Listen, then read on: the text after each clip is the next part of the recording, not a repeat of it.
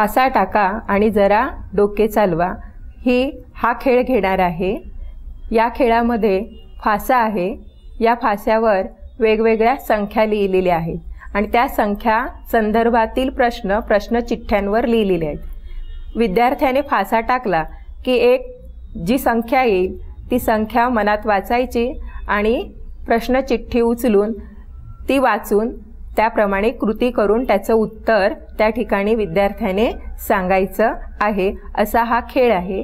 या खेळात साधारणपणे आपण असे प्रश्न घालतो की शतकाने वाढवून सांग, दशकाने संख्या वाढवून सांग, एककात 5 एकक मिळव।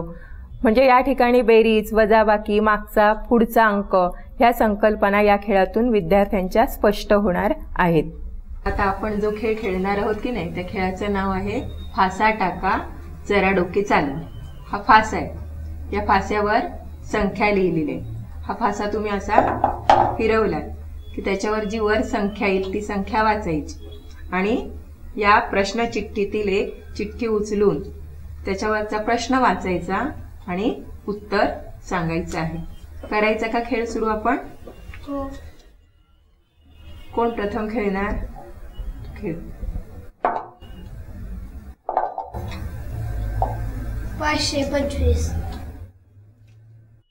संख्या 2 शतकाने वाढवून सांग। 725 व्हेरी गुड, छान। आता तू फासा घ्यायचायस। 640 संख्या 4 एकक मिळव। 644 644, छान, सुंदर। आता तुझी पाळी। 135 संख्या 2 दशकाने वाढवून सांग। 155 व्हेरी गुड। 236 संख्या 1 शतकाने कमी करून सांग। 136 व्हेरी गुड, छान।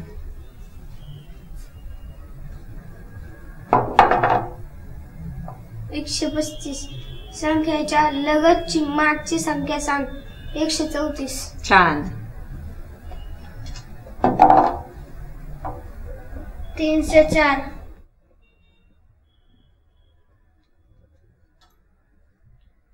संख्येच्या पुढची 5वी संख्या सांग। 309 छान, सुंदर। 754 संख्येतून 3 दशक कमी कर। 724 व्हेरी गुड, मस्तच, खूप छान खेळलात तुम्ही खेळ। म्हणजे प्रश्न वाचून त्यातून कमी करणं, शतकाने वाढवणं, कमी करणं हे या ठिकाणी तुमचं पक्क झालेलं आहे। आवडला ना खेळ? दोघंही तुम्ही छान खेळलात। तुमच्या दोघांसाठी मी टाळ्या वाजवते।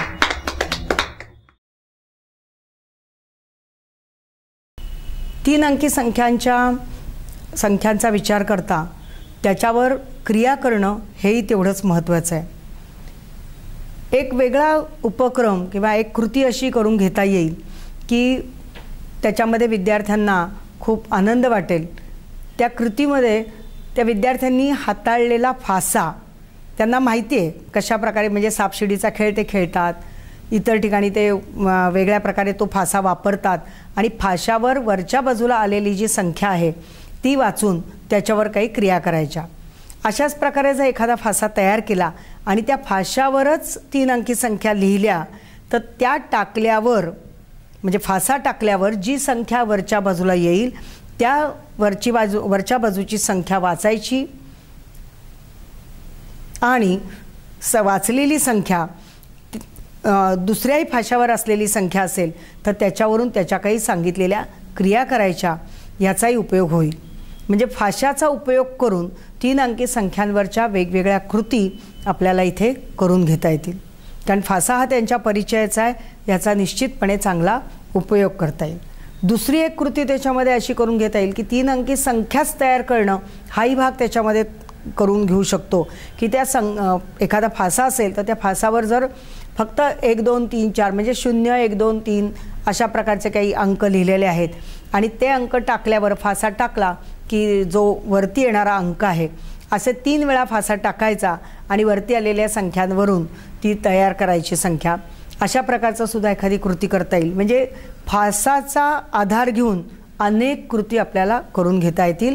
3 अंकी संख्येचं वाचन, 3 अंकी संख्यांचं विस्तारित रूप, 3 अंकी संख्या ओळखणे, अशा प्रकारच्या विविध बाबी त्यांना शिकवता येतील.